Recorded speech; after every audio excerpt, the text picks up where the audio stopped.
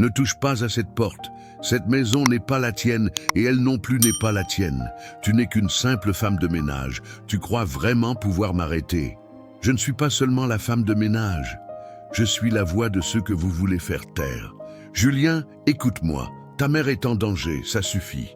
Je n'arrive pas à croire que j'ai laissé les choses aller aussi loin. Cette phrase, je l'ai prononcée il y a 3 mois dans le salon d'un hôtel particulier du 16e arrondissement de Paris. Ce jour-là, j'ai compris que parfois, les batailles les plus importantes de notre vie ne se gagnent pas avec des diplômes ou de l'argent, mais avec le courage de dire la vérité quand tout le monde préfère fermer les yeux. Ce que vous allez entendre n'est pas une simple histoire de domestique et de patron. C'est l'histoire d'une trahison calculée, d'une manipulation froide, et de comment une femme ordinaire a risqué tout ce qu'elle avait pour sauver celle qu'elle considérait comme sa propre mère.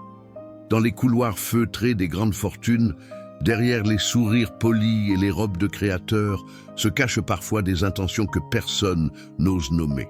J'ai vu de mes propres yeux comment l'ambition peut transformer une personne en prédateur, comment la cupidité peut détruire une famille entière et comment le silence des témoins devient complice du crime. Cette histoire va vous choquer, elle va vous mettre en colère, elle va peut-être vous faire pleurer, mais surtout, elle va vous rappeler que dans ce monde où l'argent semble tout acheter, il existe encore des âmes qui refusent de se vendre. Si ces mots ont éveillé quelque chose en vous, ce n'est pas un hasard. Il existe un moment où l'esprit commence à s'ouvrir à des vérités qui ont toujours été là, mais qui ne prennent sens que maintenant. Cette chaîne existe pour ce moment précis du voyage. Quand vous décidez de renforcer votre pensée et d'ouvrir les yeux sur les réalités que beaucoup préfèrent ignorer. Si vous sentez que vous êtes prêt à découvrir des histoires qui touchent l'âme et éveillent la conscience, suivez cette chaîne. Chaque contenu ici est une invitation à voir le monde différemment, un pas à la fois.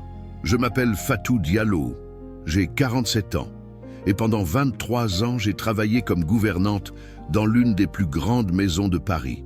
Mon histoire commence dans un petit village du Sénégal appelé Thiès, où ma mère cultivait des arachides et où mon père réparait des vélos pour nourrir ses 6 enfants.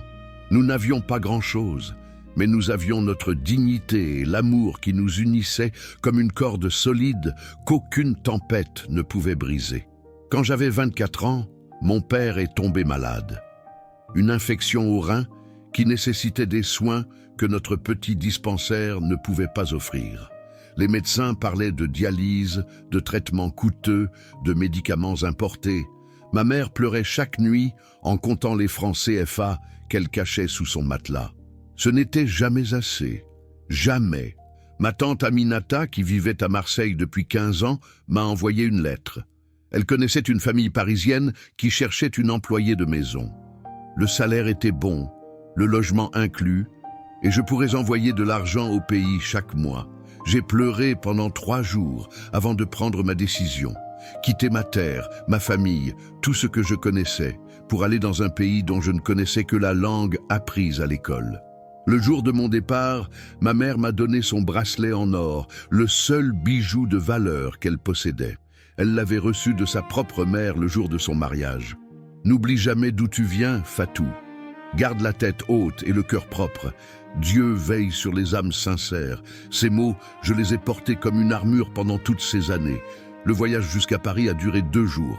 Quand je suis sorti de la gare de Lyon avec ma petite valise en carton, j'ai cru que j'allais mourir de froid et de peur. C'était novembre. Il pleuvait. Et les gens marchaient si vite qu'ils semblaient fuir quelque chose d'invisible. Personne ne souriait, personne ne se regardait. J'ai pensé que j'avais fait la plus grande erreur de ma vie. Mais ma tante m'attendait sur le quai avec son grand sourire et son boubou coloré qui détonnait au milieu de tous ces manteaux gris.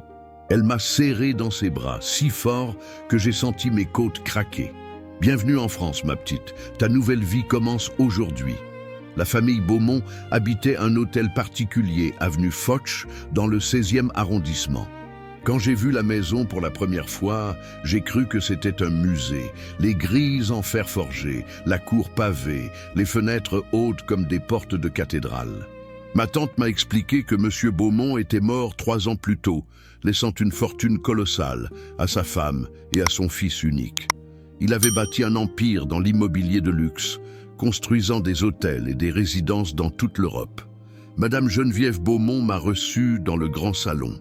Elle avait 62 ans à l'époque, les cheveux blancs coiffés en chignon, des yeux bleus comme le ciel de Thiès après la pluie, et une élégance naturelle qui n'avait rien à voir avec ses vêtements coûteux. Elle portait une robe simple, bleu marine, et un collier de perles qui avait appartenu à sa mère. « Tu es Fatou, n'est-ce pas? Ta tante m'a beaucoup parlé de toi. Elle dit que tu es travailleuse et honnête.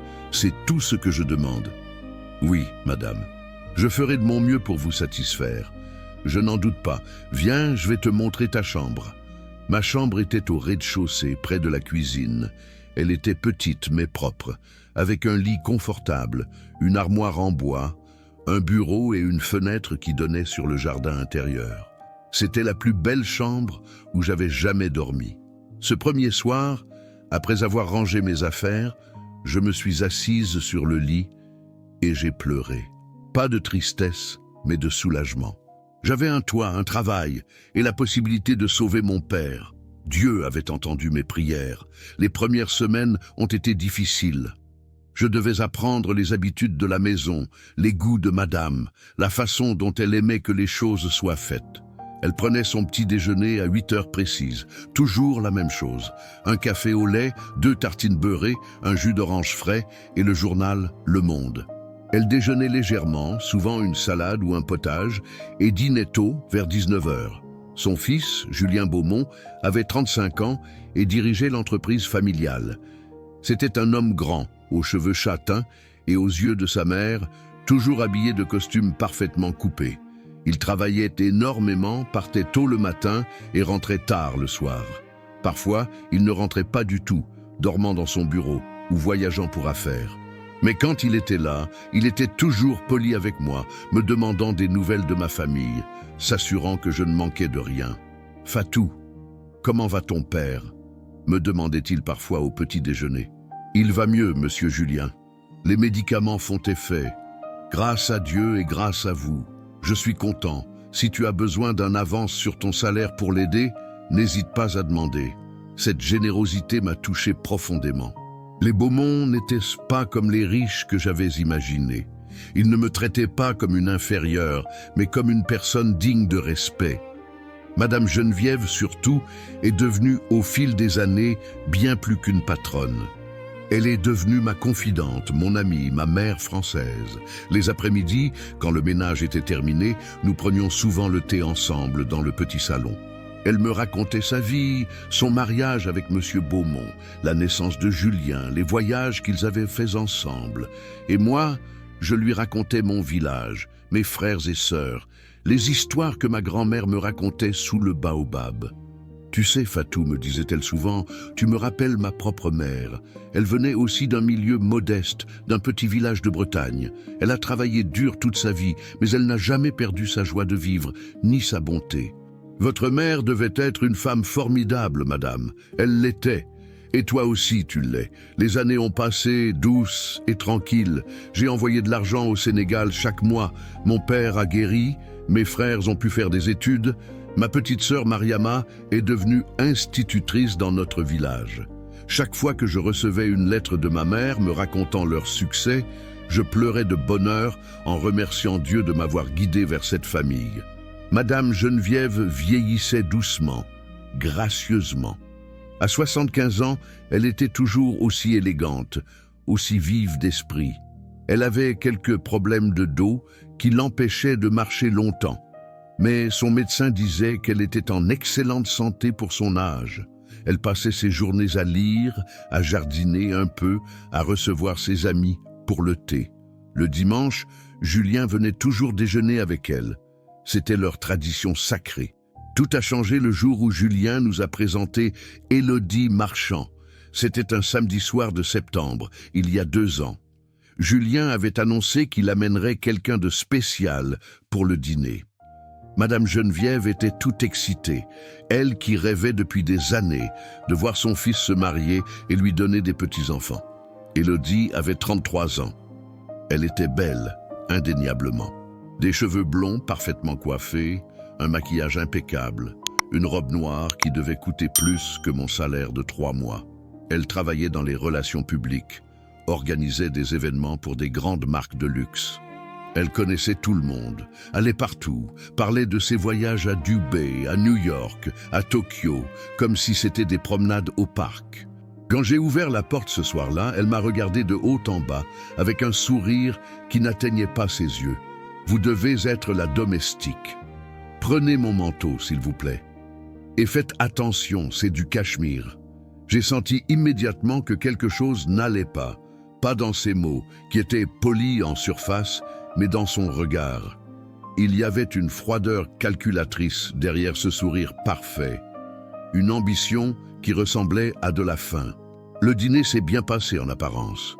Élodie était charmante avec Madame Geneviève, la complimentant sur la décoration de la maison, s'extasiant devant les tableaux anciens, posant des questions sur l'histoire de la famille.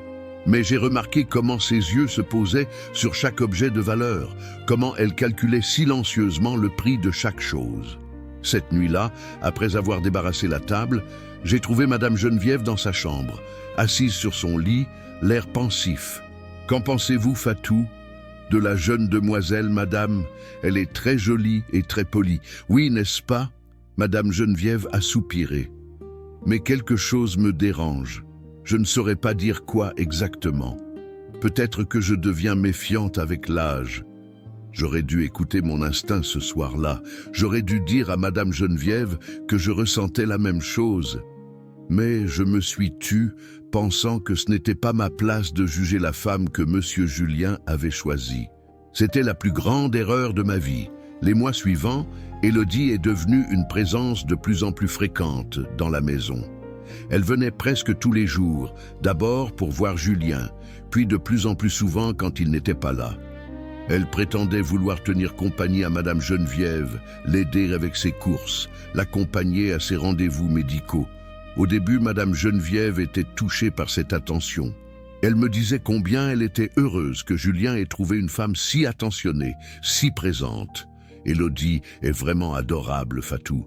Elle m'a accompagné chez le médecin hier. Elle a même pris des notes sur tout ce que le docteur a dit. Mais petit à petit, j'ai commencé à remarquer des changements, des petites choses d'abord, presque imperceptibles. Élodie faisait des commentaires sur la mémoire de Madame Geneviève. « Oh, belle maman, vous ne vous souvenez pas? Je vous l'ai dit hier pourtant. » Ou encore, « Julien, ta mère m'a posé 3 fois la même question en 1 heure. Tu ne trouves pas ça inquiétant ? » Les premières fois, j'ai pensé que c'était de la préoccupation sincère, mais j'ai vite compris que c'était une stratégie. Élodie plantait des graines de doute dans l'esprit de Julien. Elle lui faisait croire que sa mère perdait la tête, qu'elle n'était plus capable de vivre seule, qu'elle avait besoin de soins spécialisés. Un soir, j'ai surpris une conversation entre Élodie et une de ses amies au téléphone. Elle était dans le jardin d'hiver, pensant être seule. J'étais venu arroser les plantes et je me suis figé en entendant ces mots. Le plan fonctionne parfaitement. Julien commence à croire que sa mère devient sénile. Encore quelques mois et je le convainc de la placer en maison de retraite. Après ça, on se marie et devine qui hérite de tout. Cette baraque doit valoir au moins 15 millions. Sans parler des tableaux, des bijoux et des parts dans l'entreprise qui sont au nom de la vieille. Mon sang s'est glacé dans mes veines. J'ai reculé doucement, le cœur battant si fort que j'avais peur qu'elle l'entende. Cette femme n'aimait pas Julien. Elle ne se souciait pas de Madame Geneviève. Elle voulait simplement s'emparer de leur fortune. Cette nuit-là, je n'ai pas dormi. Je tournais et retournais dans mon lit, me demandant ce que je devais faire. Parler à Julien? Il était fou amoureux d'Élodie. Il ne me croirait jamais.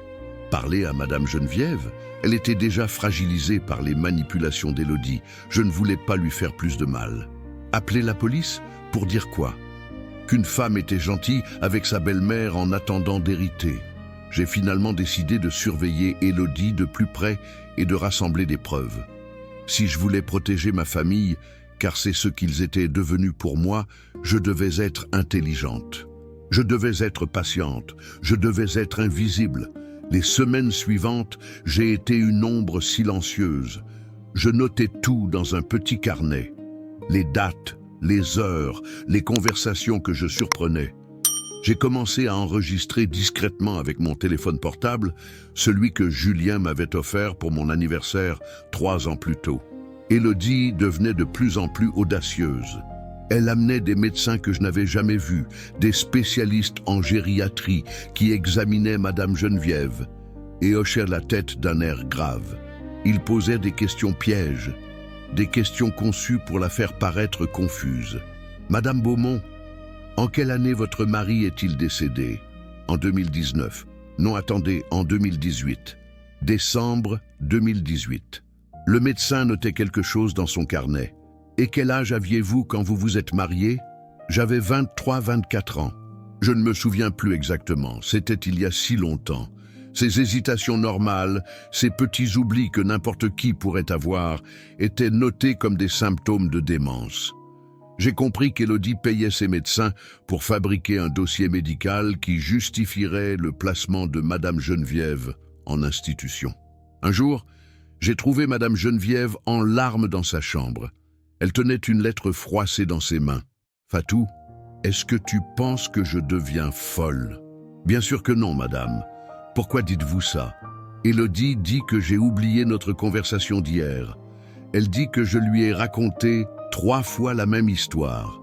Et ce médecin, celui qu'elle a amené la semaine dernière, il dit que j'ai des signes précoces de la maladie d'Alzheimer. Mon cœur s'est serré. Madame, je suis avec vous tous les jours.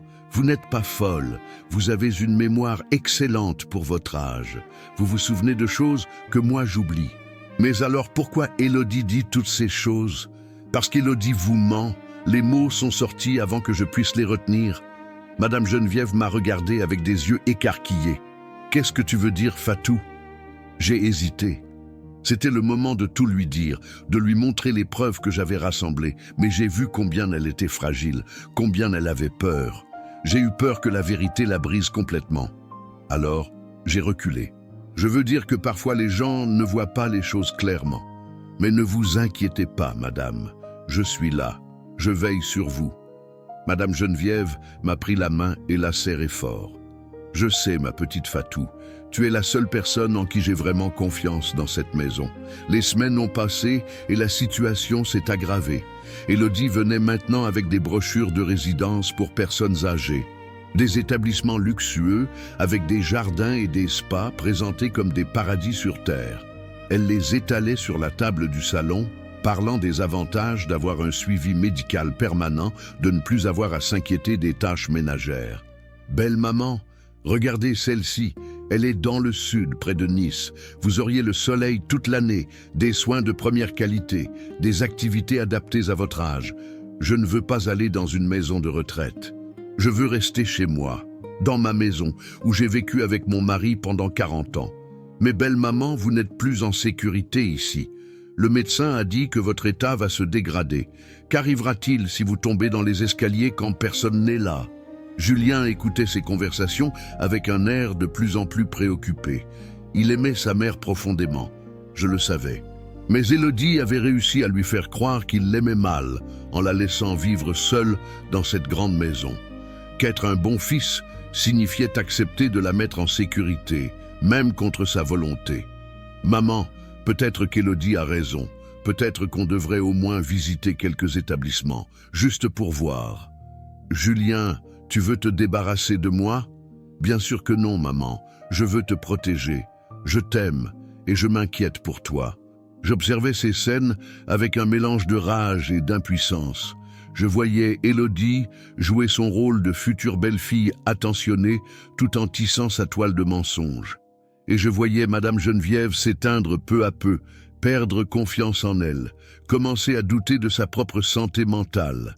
Un soir, j'ai surpris Élodie seule dans le bureau de Julien.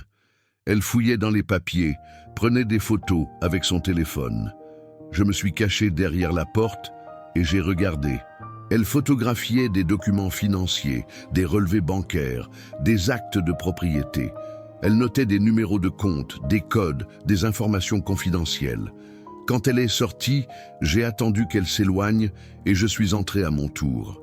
J'ai regardé les documents qu'elle avait consultés. Il y avait parmi eux un testament, celui de Madame Geneviève. Elle laissait la moitié de sa fortune à Julien et l'autre moitié à diverses œuvres caritatives. La maison devait rester dans la famille pour les générations futures. J'ai compris alors le plan complet d'Élodie. Si Madame Geneviève était déclarée mentalement incapable, Julien obtiendrait la tutelle sur ses biens. Et si Julien était sous l'influence d'Élodie, celle-ci contrôlerait indirectement toute la fortune. Elle pourrait même probablement convaincre Julien de modifier le testament de sa mère. Cette nuit-là, j'ai pris une décision. Je ne pouvais plus rester silencieuse. Je devais parler à Julien, lui montrer les preuves que j'avais accumulées, lui faire entendre les enregistrements. Même s'il ne me croyait pas, je devais essayer. Mais comment approcher un homme amoureux pour lui dire que la femme de ses rêves est un cauchemar déguisé? Comment détruire ses illusions sans qu'il me rejette immédiatement? J'ai décidé d'attendre le bon moment. Un moment où Julien serait seul, réceptif, où je pourrais lui parler sans qu'Élodie soit dans les parages. Ce moment est venu un dimanche matin. Élodie était partie pour un voyage d'affaires de 3 jours à Milan.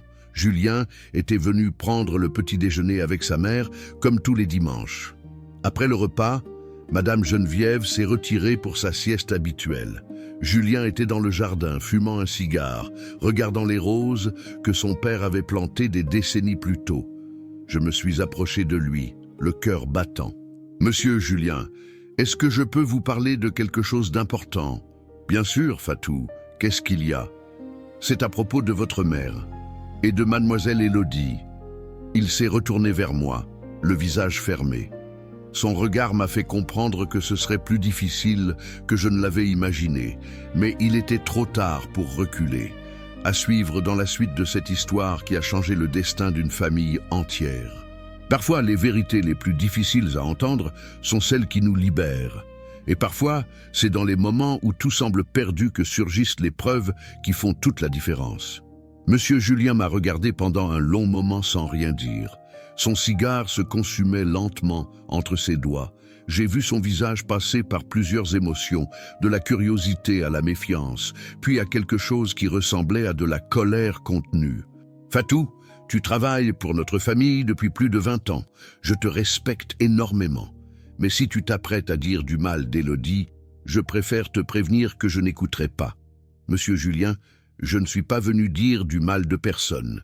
Je suis venu vous montrer la vérité. Ce que vous en ferez ensuite, c'est votre décision. » J'ai sorti mon téléphone de la poche de mon tablier.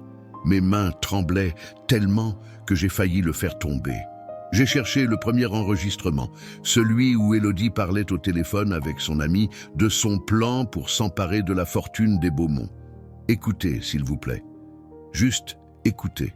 La voix d'Élodie a rempli le silence du jardin. Claire, reconnaissable, implacable. Elle parlait de la vieille qu'il fallait faire interner, du mariage qui serait l'aboutissement de son plan, des millions qu'elle comptait s'approprier. Julien a écouté sans bouger, le visage figé comme un masque de pierre. Quand l'enregistrement s'est terminé, il n'a rien dit pendant ce qui m'a semblé une éternité. Puis il a parlé d'une voix basse, presque inaudible. « Où as-tu trouvé ça ?»« Je l'ai enregistré moi-même, monsieur. J'étais dans le jardin d'hiver quand elle a passé cet appel. Elle ne savait pas que j'étais là. Ça pourrait être truqué.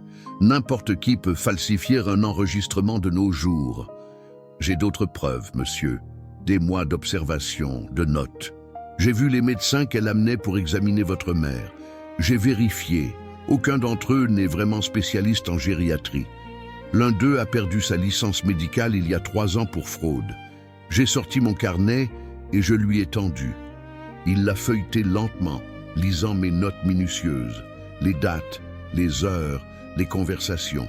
Tout était là, noir sur blanc, le récit détaillé de la manipulation qu'Élodie avait orchestrée pendant des mois. « Pourquoi tu ne m'as pas dit tout ça plus tôt ? J'avais peur que vous ne me croyiez pas, monsieur, et j'avais peur de perdre ma place, d'être renvoyé loin de Madame Geneviève. Si je partais, qui la protégerait ?»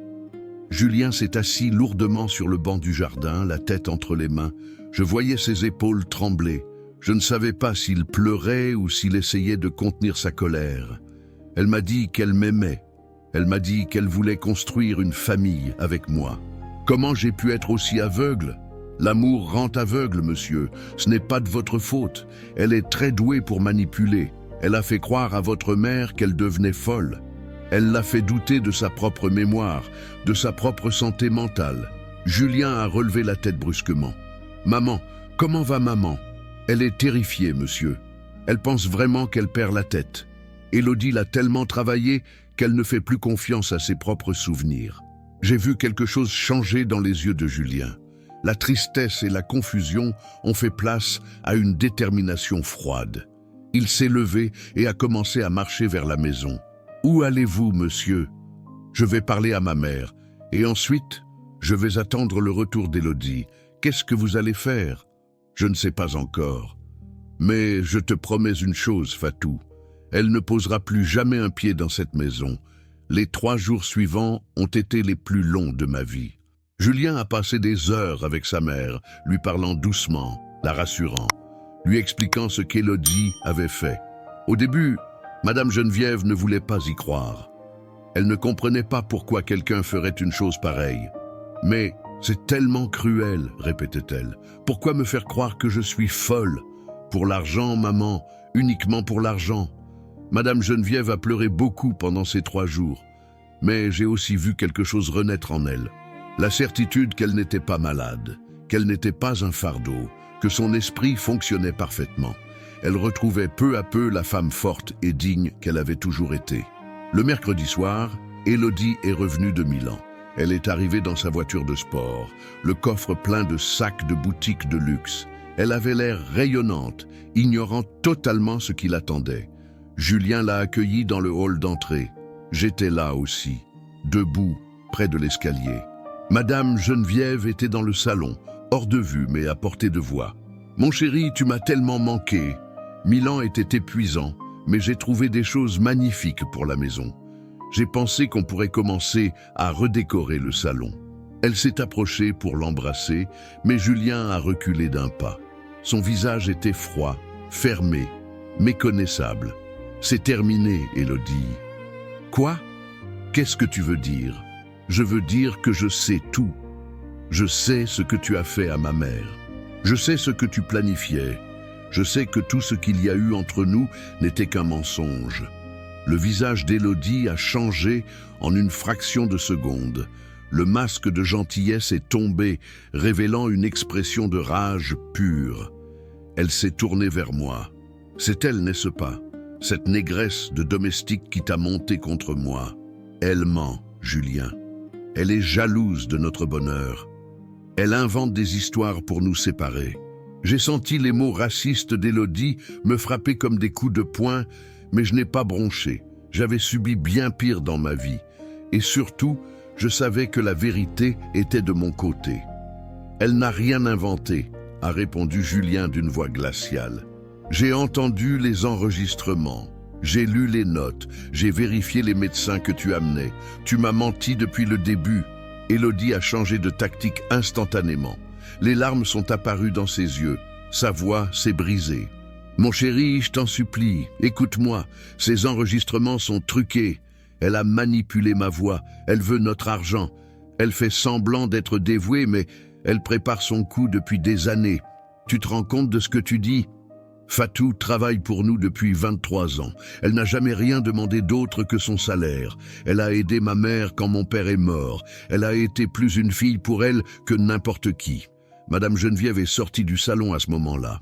Elle marchait lentement, mais la tête haute, avec toute la dignité qui la caractérisait. Elle s'est plantée devant Élodie et l'a regardée droit dans les yeux. « Vous avez essayé de me faire croire que j'étais folle. Vous avez voulu m'enfermer dans un asile pour vous emparer de tout ce que ma famille a construit. Mais vous avez fait une erreur fatale. Vous avez sous-estimé une femme de ménage. Parce que Fatou a vu ce que vous étiez vraiment quand tout le monde était aveuglé par votre sourire. » Élodie a tenté une dernière manœuvre. Elle est tombée à genoux, les mains jointes, suppliant. « Geneviève, je vous jure que je vous aime comme ma propre mère. Tout ce que j'ai fait, c'était par amour pour Julien, pour vous protéger. Ces gens mentent, ils me haïssent, ils veulent me séparer de vous. Mais personne n'était dupe. Julien a appelé la sécurité, 2 hommes qui gardèrent la propriété la nuit. Il leur a demandé d'escorter Élodie hors de la maison et de s'assurer qu'elle emporte uniquement ses effets personnels. J'ai regardé les gardes la prendre par les bras et la conduire vers l'escalier pour qu'elle fasse ses bagages. Elle se débattait, criait des insultes, des menaces. « Vous allez le regretter, je vais tout raconter aux journaux, je vais détruire votre réputation. Julien Beaumont, tu n'es rien sans moi. » Mais ses cris sont devenus de plus en plus faibles à mesure qu'elle montait vers sa chambre. 1 heure plus tard, elle quittait la propriété avec 2 valises, ses sacs de Milan et le regard d'une femme qui vient de perdre la bataille de sa vie. Quand la grille s'est refermée derrière elle, un silence étrange est tombé sur la maison. Nous étions tous les 3 dans le hall, Julien, Madame Geneviève et moi, ne sachant pas vraiment quoi dire. C'est Madame Geneviève qui a parlé la première. « Fatou, viens ici !» Je me suis approché et elle m'a pris les 2 mains. Ses yeux bleus brillaient de larmes, mais c'étaient des larmes de soulagement, de gratitude. « Tu m'as sauvé la vie. Sans toi, je serais dans un asile en ce moment, en train de devenir vraiment folle à force qu'on me traite comme une malade. Tu as risqué ta place, ta sécurité, pour me protéger. Comment je pourrais jamais te remercier? Vous m'avez donné un foyer pendant 23 ans, madame. Vous m'avez traité comme votre fille, vous n'avez rien à me remercier. Je n'ai fait que mon devoir. Non, Fatou, tu as fait bien plus que ton devoir. Tu as fait ce que fait une vraie famille. » Julien s'est approché de nous. Son visage était encore marqué par le choc de la révélation, mais il y avait aussi autre chose, une reconnaissance profonde. « Fatou, je te dois des excuses. Quand tu es venu me parler dimanche, j'ai failli ne pas t'écouter. J'ai failli te renvoyer pour avoir osé critiquer Élodie. Si j'avais fait ça, si j'avais été aveugle jusqu'au bout... » Il n'a pas pu finir sa phrase. Les semaines suivantes ont été consacrées à réparer les dégâts causés par Élodie. Julien a contacté un avocat pour s'assurer qu'elle ne pourrait pas revenir harceler la famille. Il a fait annuler tous les rapports médicaux falsifiés sur sa mère. Il a même porté plainte contre les faux médecins qui avaient participé à la supercherie. Madame Geneviève, de son côté, retrouvait peu à peu sa joie de vivre. Elle recommençait à rire, à jardiner, à recevoir ses amis pour le thé. Un jour, elle m'a dit quelque chose que je n'oublierai jamais. « Tu sais, Fatou, cette expérience m'a appris quelque chose d'important. Ce ne sont pas les liens du sang qui font une famille, c'est l'amour, la loyauté, le fait de veiller les uns sur les autres quand les tempêtes arrivent. Tu es ma famille, bien plus que certaines personnes qui partagent mon nom. » Ces mots m'ont touché au plus profond de mon cœur. Moi, la petite Fatou de Thiès, j'avais trouvé une famille à des milliers de kilomètres de ma terre natale. Une famille qui me voyait, qui me valorisait, qui me considérait comme l'une des leurs. Mais l'histoire ne s'arrête pas là, car Élodie n'était pas du genre à accepter la défaite sans se battre, et ce qui allait suivre nous a tous pris par surprise. 3 mois après son expulsion, nous avons reçu une citation à comparaître. Élodie poursuivait la famille Beaumont pour rupture abusive de fiançailles et diffamation. Elle réclamait 10 millions d'euros de dommages et intérêts et menaçait de rendre publics des détails intimes sur la vie privée de Julien si l'affaire allait au tribunal. L'annonce du procès a jeté un froid sur la maison. Julien passait des heures au téléphone avec ses avocats, le visage sombre. Madame Geneviève ne dormait plus, hantée par la peur de voir son fils et sa famille traîner dans la boue des journaux à scandale. « Elle ne peut pas gagner, n'est-ce pas ?» me demandait-elle chaque soir. « Elle a tort sur toute la ligne. La justice va le voir. J'espère, madame, j'espère vraiment. Mais en réalité, j'avais peur. Élodie était intelligente, manipulatrice, et elle avait des ressources. Elle avait engagé l'un des avocats les plus célèbres de Paris, connu pour gagner des affaires impossibles. Elle avait aussi commencé à parler aux journalistes, se présentant comme la victime d'une famille de milliardaires qui l'avaient utilisée puis jetée comme un vieux chiffon. Les premiers articles ont été dévastateurs. Ils racontaient l'histoire d'Élodie avec compassion, la décrivant comme une jeune femme amoureuse qui avait été humiliée par une famille arrogante. Ils mentionnaient à peine les accusations de manipulation. Il ne parlait pas du tout des faux médecins ou du plan pour faire interner Madame Geneviève. Comment peuvent-ils écrire ça? S'indignait Julien. C'est un tissu de mensonges. Il ne raconte que son côté de l'histoire. Elle est meilleure en communication que nous, répondais-je. C'était son métier, après tout. Elle sait comment parler aux médias, comment présenter les choses à son avantage. Nous avons tenu une réunion de famille, Julien, Madame Geneviève, les avocats et moi. Oui, j'étais incluse maintenant dans ces réunions importantes. Ma position dans la maison avait changé. Je n'étais plus seulement la gouvernante. J'étais devenue une conseillère, une alliée, une membre à part entière de la famille. L'avocat principal, Maître Durand, nous a exposé la situation. Mademoiselle Marchand a un dossier plus faible qu'il n'y paraît. Ces accusations de diffamation ne tiennent pas si nous pouvons prouver que ce que nous avons dit sur elle est vrai. Et les enregistrements de Madame Diallo sont des preuves accablantes. Mais le problème, a-t-il continué, c'est que le tribunal pourrait refuser ces enregistrements parce qu'ils ont été faits sans le consentement de Mademoiselle Marchand. En France, enregistrer quelqu'un à son insu est illégal, même si ce que la personne dit révèle un crime. Mon cœur s'est serré. Mes preuves, celles que j'avais accumulées pendant des mois au péril de ma place, risquaient de ne pas être acceptées par le tribunal. Il nous faut d'autres preuves, a dit Maître Durand. Des témoignages, des documents, quelque chose qui corrobore ce que disent les enregistrements sans dépendre uniquement d'eux. C'est Madame Geneviève qui a eu l'idée. Les médecins, les faux médecins qu'elle amenait.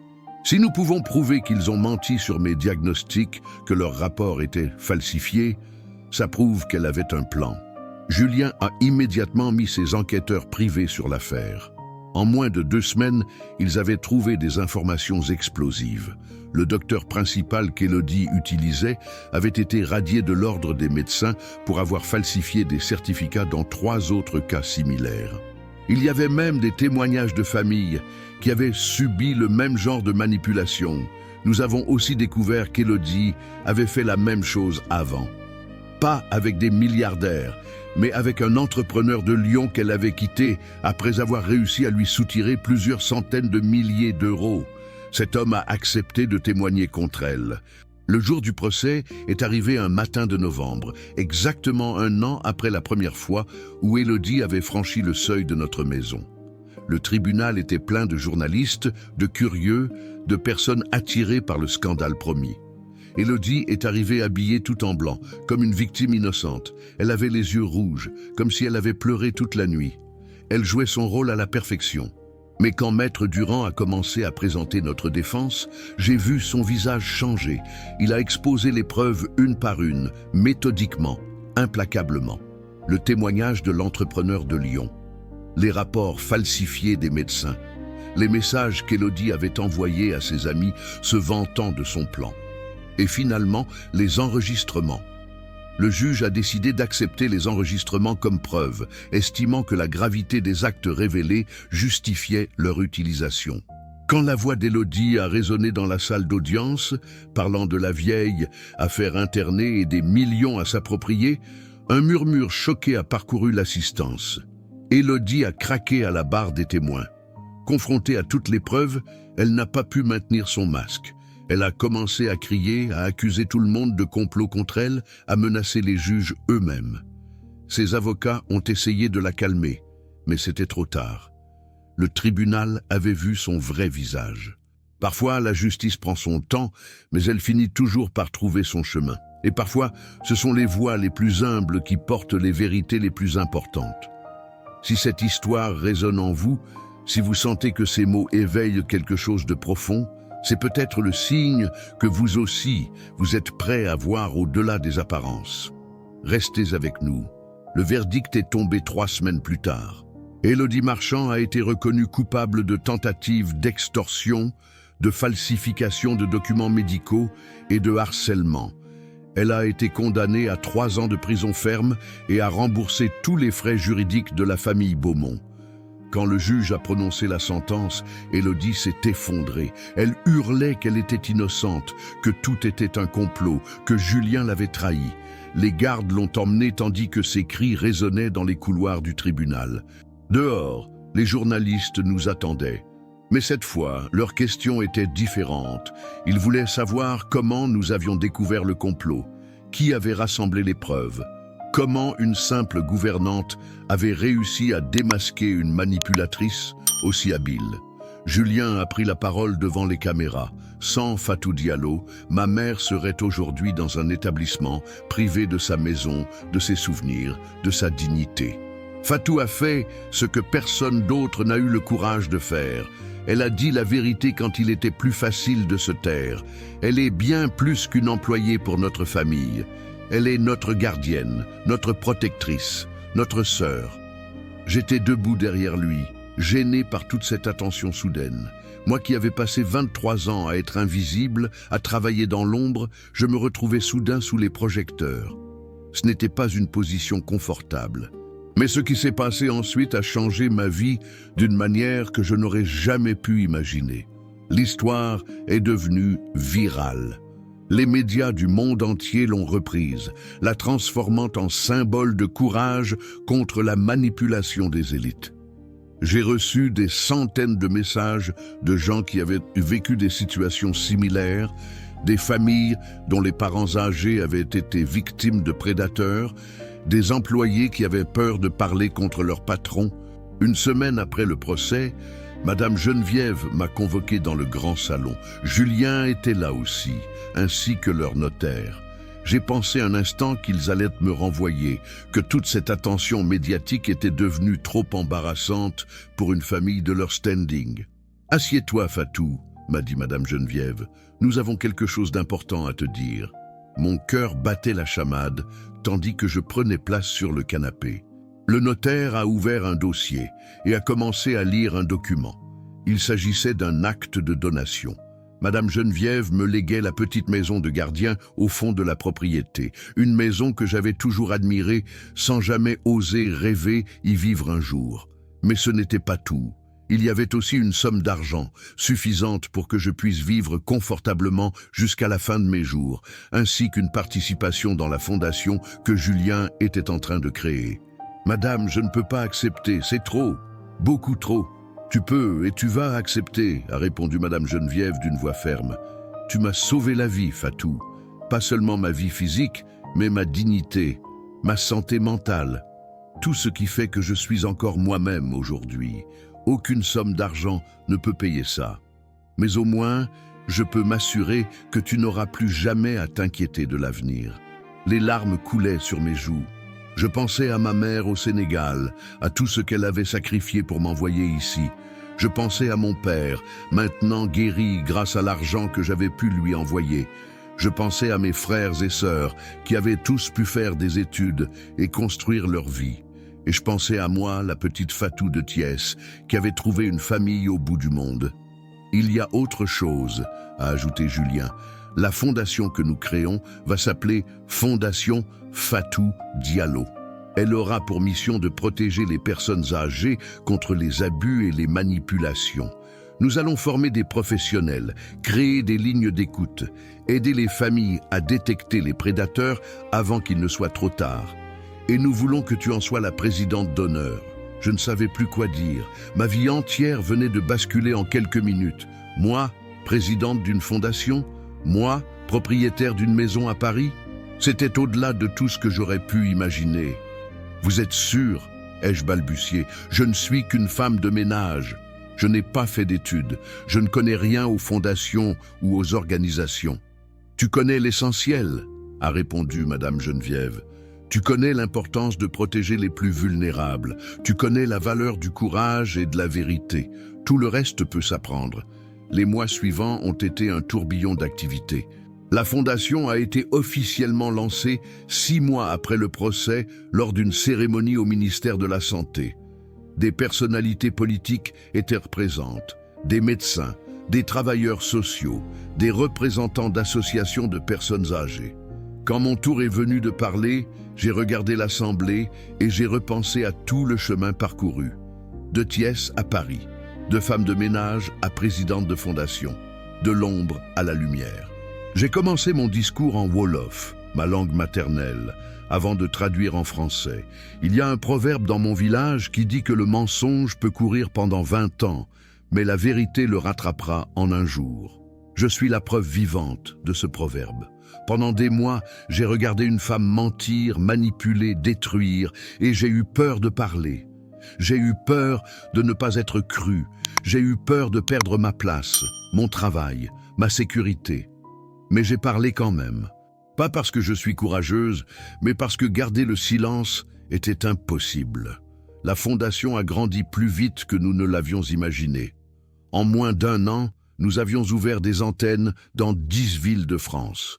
Nous avions formé plus de 500 professionnels à détecter les signes d'abus envers les personnes âgées. Nous avions aidé des dizaines de familles à protéger leurs proches contre des prédateurs semblables à Élodie. Mais le plus beau succès de la Fondation, c'était les témoignages que nous recevions. Des lettres, des emails, des appels de gens qui avaient reconnu les signes d'alerte grâce à nos formations. Des personnes âgées qui avaient été sauvées à temps. Des familles réunies après avoir frôlé le désastre. Un jour, une femme est venue me voir dans mon bureau à la Fondation. Elle avait la 50aine, les cheveux gris, les yeux fatigués. Elle s'est assise en face de moi et a commencé à pleurer. « Madame Diallo, je voulais vous remercier.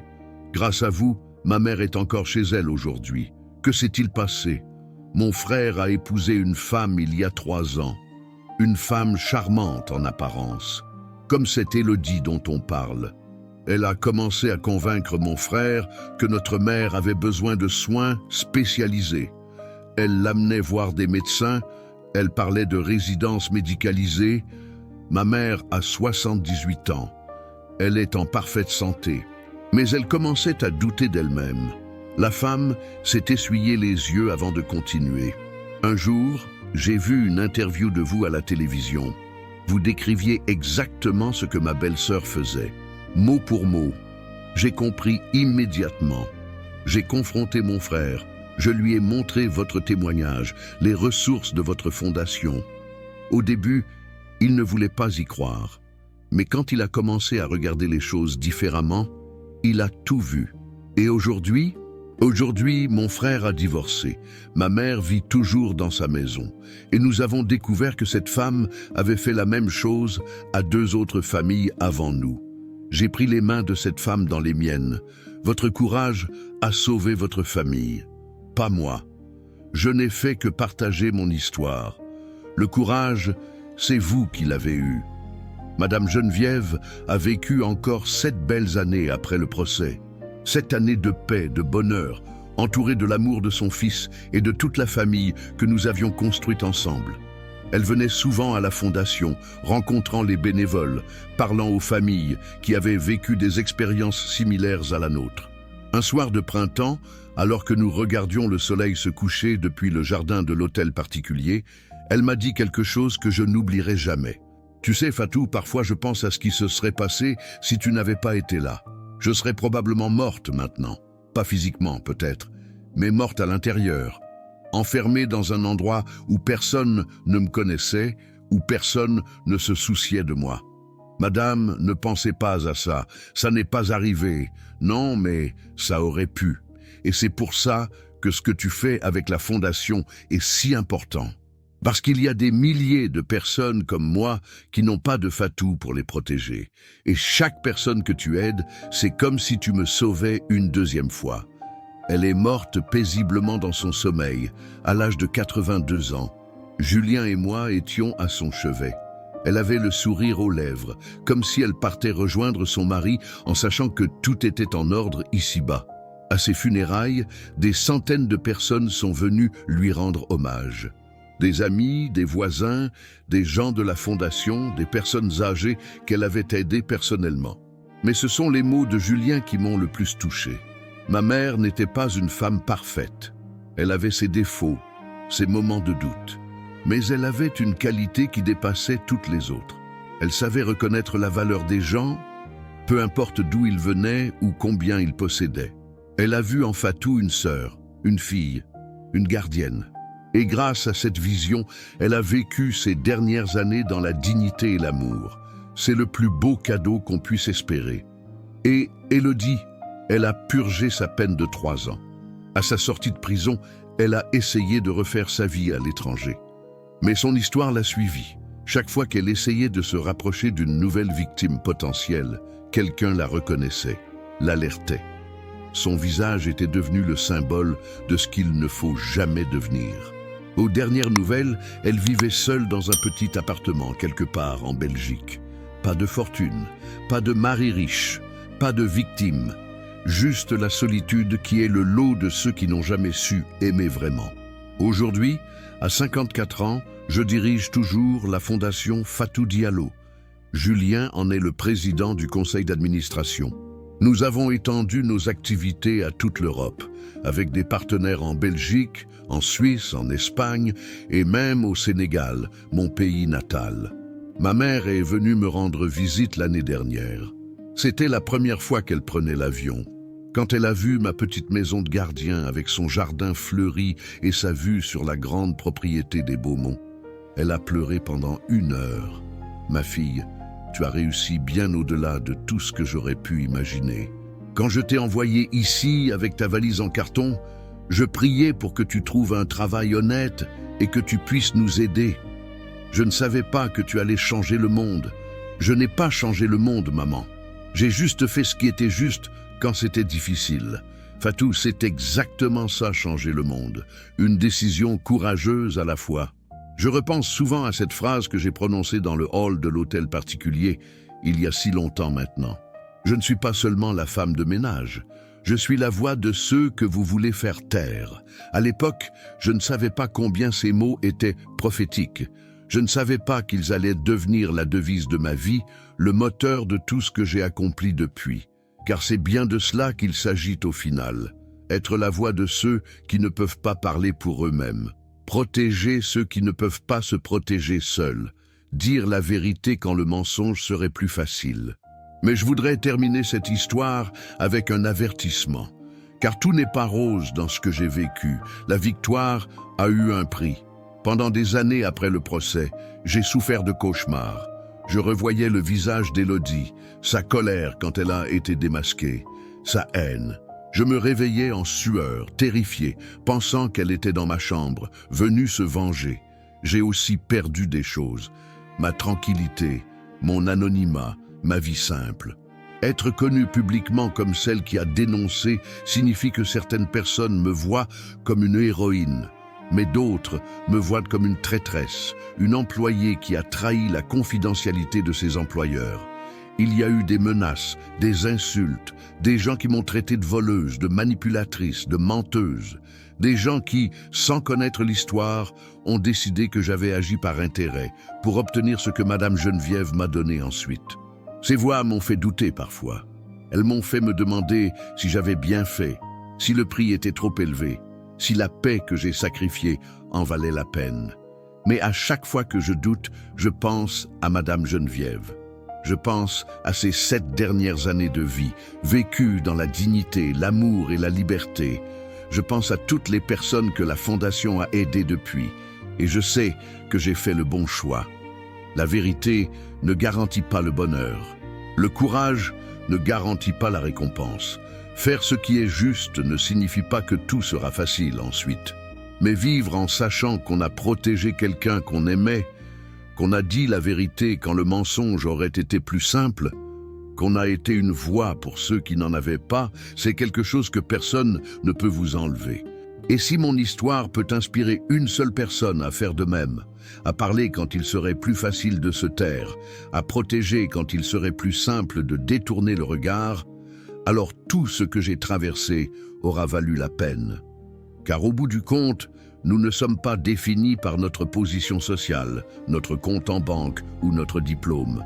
Nous sommes définis par les choix que nous faisons quand personne ne regarde, par le courage que nous trouvons quand tout semble perdu, par l'amour que nous donnons à ceux qui en ont besoin.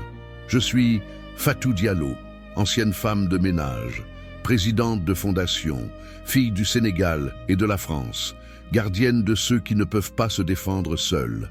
Et si cette histoire a éveillé quelque chose en vous, Si ces mots ont touché une corde sensible dans votre cœur, c'est peut-être parce que vous aussi, vous êtes appelé à être une voix pour quelqu'un qui a besoin d'être entendu. Peut-être que demain, la semaine prochaine ou dans un an, vous serez confronté à un choix similaire au mien. Et quand ce moment viendra, souvenez-vous de cette histoire. Souvenez-vous que le courage n'est pas l'absence de peur, mais la décision que quelque chose d'autre est plus important que la peur. Si cette histoire a touché votre cœur, si elle a éveillé en vous une réflexion ou une émotion, alors elle a accompli son but. Chaque récit partagé ici est une graine plantée dans la conscience collective. Un rappel que nous pouvons tous être des gardiens les uns pour les autres. En suivant cette chaîne, vous choisissez de rester connecté à des histoires qui nourrissent l'âme et éclairent le chemin. Votre présence ici n'est pas un hasard, c'est un choix conscient de voir le monde avec des yeux ouverts et un cœur attentif. Restez, partagez et continuez ce voyage avec nous, car les plus belles transformations commencent par une simple histoire qui résonne au bon moment.